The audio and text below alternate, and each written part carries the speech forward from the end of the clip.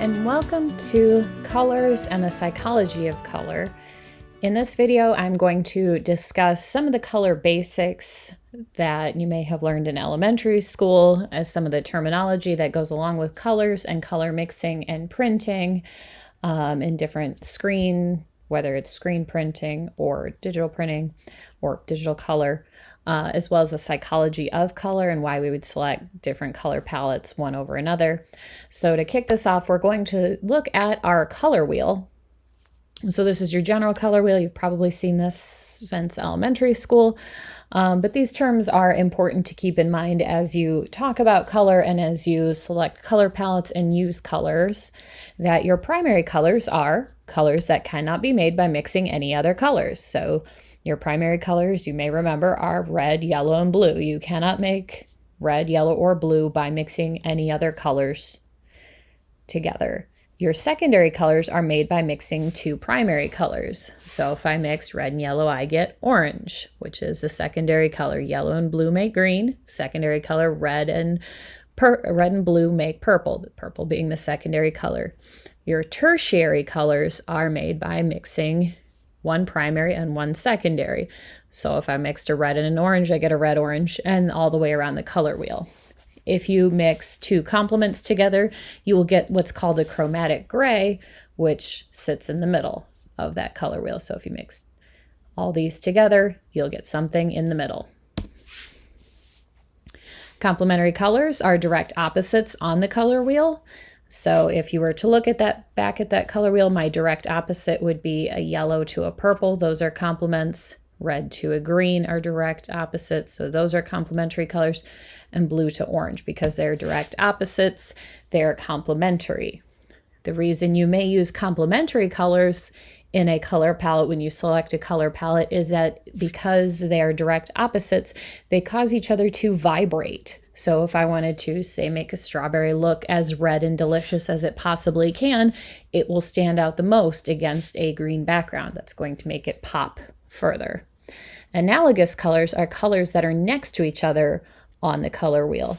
So for example, this would be an analogous color palette where I see those cool blues and purple tones, and even just a little bit red where it rounds around the color wheel. This would be an analogous color palette. Value is the lightness or darkness of a color. So if I talk about the value of a color, I'm talking about how dark or how light that color is.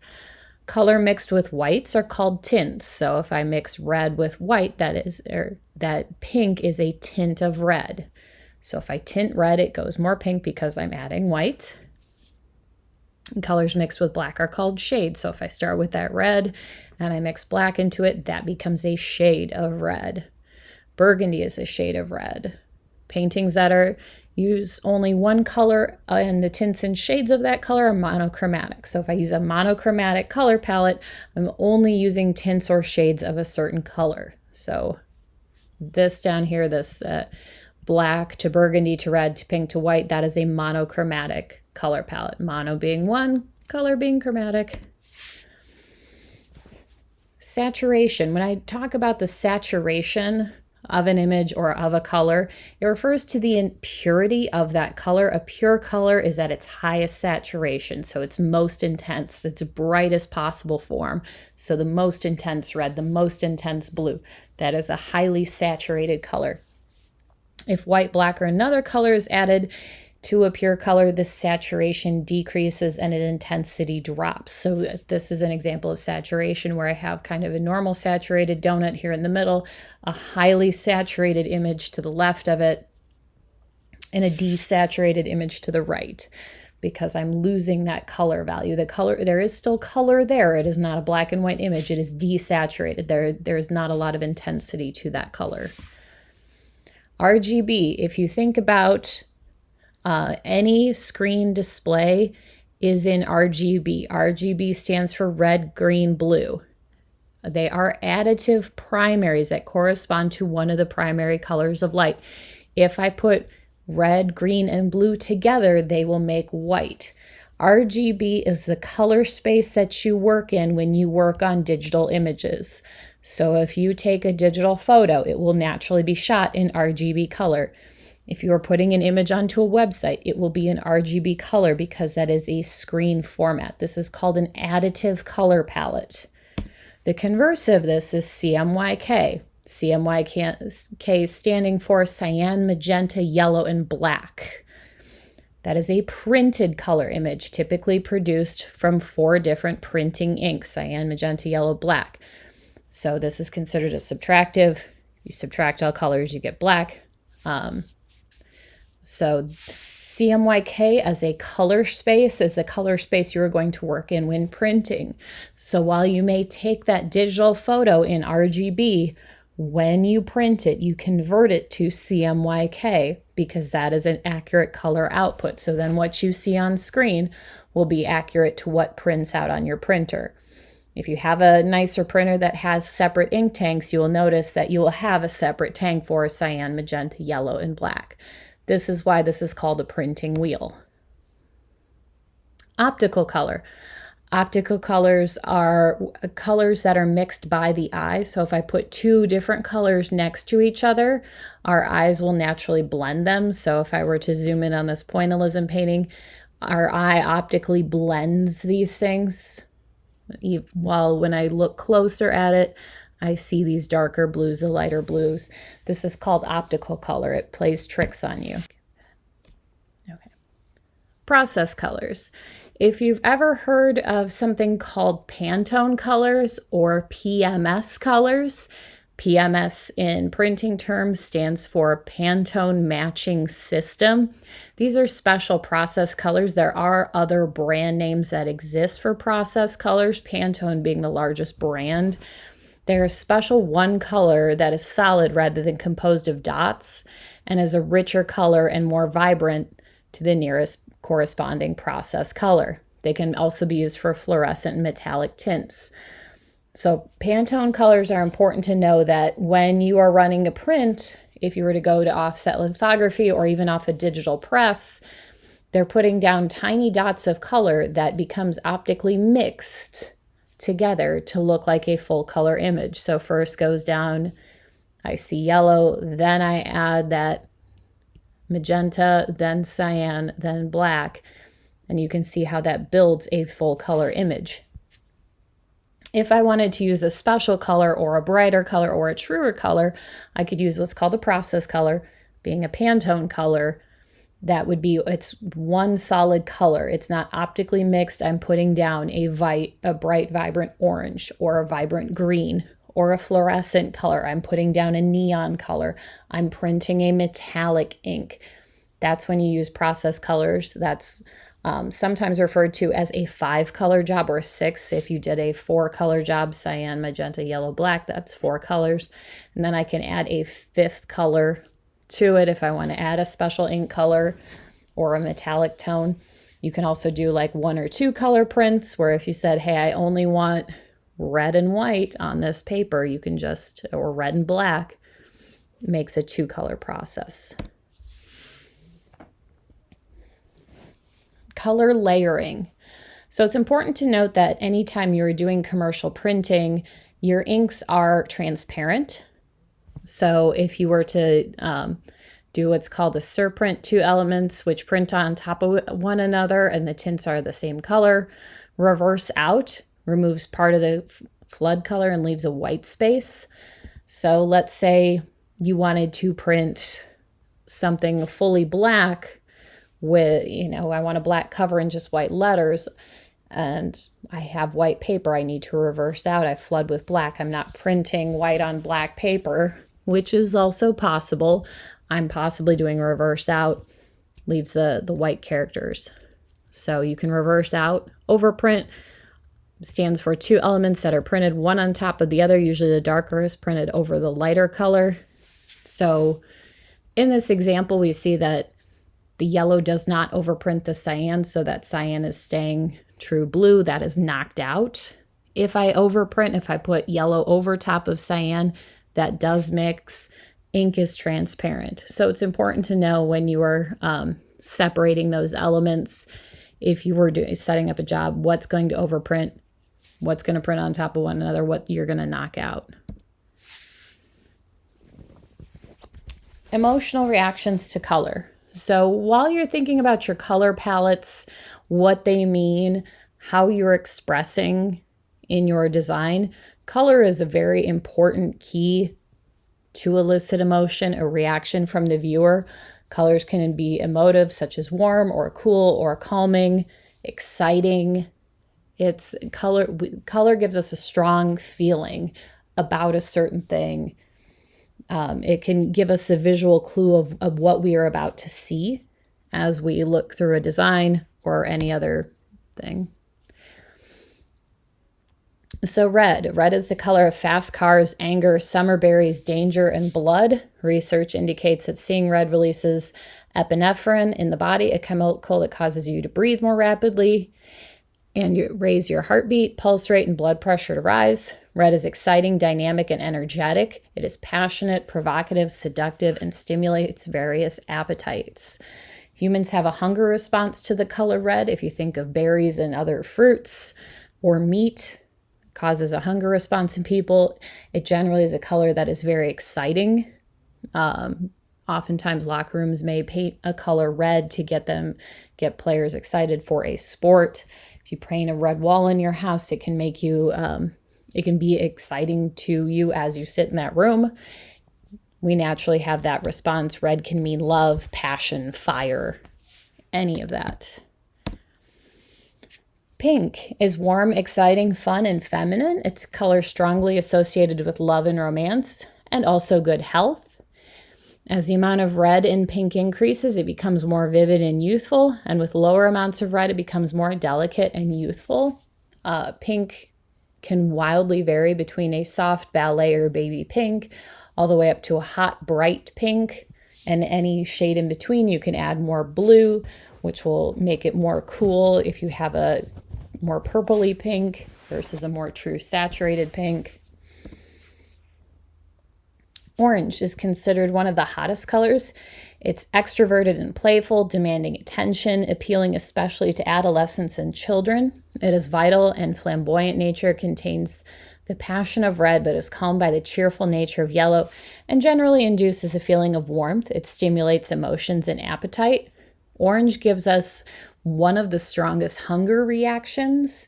So orange is used often in food packaging. If you notice, if you walk down, say, a cereal aisle or the frozen food aisle, notice how often orange is used within food packaging, because that does stimulate hunger within people, as well as making it a very exciting, visually pleasing color. Orange can be difficult to print with because it can only get so bright, being that it's a secondary color. So you have to optically mix the two together. Therefore, it can only be so bright. So orange is often one of those colors that you may use a Pantone if you're going for a very vibrant, bright orange. Yellow. Yellow is bright and happy, reminiscent of warmer seasons, and ranges in intensity from vibrant sunshine and spring flowers through golden autumn leaves. Yellow can represent many emotional states. Bright yellow is associated with vitality and happiness, while greeny yellows have a strong connection with illness, nausea, bile, and disease. Equally, pale yellows may create thoughts of citrus, Christmas, and also signify cowardice depending on the context. Yellow is a very versatile color that can be used in a lot of different ways in your design. It's a very good bridge color if you happen to have a stronger, say, blue or green or orange, where yellow can add either softness or vibrance to a design depending on how it's used. It can vary so much in its usage that it's very nice to add to a lot of your color palettes, whether it's a real soft light yellow, nice soft buttery yellow, or a bright hot yellow. Green. Green embodies well-being, nature, and the environment. It is the color of spring and represents health, life, and new beginnings. These natural associations mean that green is a peaceful color possessing calming qualities that give balance, harmony, and stability. Depending on the context, green can also represent envy, greed, jealousy, and inexperience. Green can represent money or being moneyed. It can represent opulence in that way, since we think of green to go with cash. Green is often used in most eco products, It can signify that you are, quote unquote, going green, or that you are eco-friendly, in that way, green being one of the trendiest colors of the 21st century, simply for its eco associations. Blue. Blue alludes to the mysteries and power of the natural world. It is a color of the oceans and the sky. Blue has constant, vital, replenishing, and life-preserving connotations, and a relaxing and calming effect. Blue is universally perceived as cool and cleansing. Darker blues are considered conservative and uniform, inferring stability, security, and trustworthiness. Pale blues are considered youthful and serene, and more green blues can convey spirituality and mysticism. Blue is often a color that you will see in corporate palettes, so because they can convey that trustworthiness and stability, you'll often see them in a financial sector, a business sector where you see like a nice, rich navy blue. It seems very conservative, very calm, very secure, versus if you were to opt for more of a light blue or bright blue, that might be a little bit more fun and youthful and playful. Purple. Purple is a regal color that combines the hot tones of red and the cool tones of blue. It is an authoritative color that denotes royalty, spirituality, nobility, and ceremony. Its positive associations include wisdom and enlightenment. Conversely, it can also be negatively used to suggest cruelty and arrogance. Purple is one of the most difficult colors to work with because it combines the two ends of the visible light spectrum, red on one side, blue-purple on the other side. Because those come together to make that purple, it can be very difficult to print with. It's difficult to get accurate in a color space because it can vary wildly between a reddish purple to a bluish purple. It can be difficult to nail that tone down. Therefore, it can be difficult to work with in that way. It can be a very nice, rich color. It can be a very light, soft, beautiful color. It can go a lot of different directions because it can be used a little bit hot or cool. Brown. Brown is a neutral and down-to-earth color associated with the natural world and organic materials. Brown is solid and dependable, conveying an impression of warmth and natural goodness. It can also be used to convey dirt and grime. Brown is one of the more important colors to decide upon in a color palette. So if you're trying to decide upon your deep neutral for your color palette, I always recommend having a deep neutral color when building a color palette. Brown can make your color, your brand, seem warmer if your deep neutral is a dark brown versus a black. Brown can also suggest, again, that you're an eco company, that you're environmentally friendly. It can also convey grittiness, griminess, grunginess. It's very versatile, so don't overlook brown when building a color palette. Your neutrals. Neutrals can be widely used. They are unobtrusive, classic, and timeless because they're characterized by an absence of color. They're docile and complementary of a wide range of colors. They rarely elicit a strong reaction from the viewer and can be used to balance a design using strong or saturated hues. It is important to have a neutral shade in your color palette, whether that is a white, a gray, a cream. Even if you think of other desaturated colors, where is your neutral tone? Your deep neutrals or your light neutrals? Your deep neutral could be a deep navy that's not quite a black, a deep brown that's not quite a black. Those become neutrals because they help balance out your color palette. You would never paint your house in all bright colors, so you would never create a color palette with all bright colors. You want to have something that neutralizes just to give your eye a break. So whenever building a color palette, be sure to include a deep neutral and a light neutral. White. White in Western culture views it with goodness, purity, cleanliness, simplicity, and space. Eastern cultures associate it with mourning, funerals, and death. White has strong connotations to spirituality and the divine. White space is a key layout element, helping the eye move across the design and adding exclusivity or drama. White is also important in your color palette. How are you using your white space? How are you using that very light neutral, which is not always your white? It's also important, who is my audience?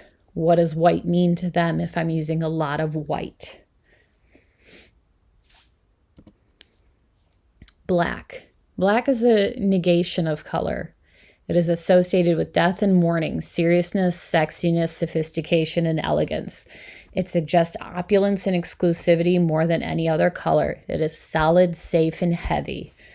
Black is an important color too, whether you use black as the dark neutral in your color palette or you opt for something else, because black can be used very widely to basically say I'm exclusive, I'm a black tie only, I am that sophisticated, sexy, scary, creepy, mysterious. It's solid, safe, and heavy. So when you say that it's a heavy color, sometimes too much black is visually overwhelming in that way because it feels heavy, because it feels dark. It's nice to have black in balance. It's a very graphic color. So if you're trying to convey light and fun and poppy, then because it is heavy, it can weigh down a light, crisp palette.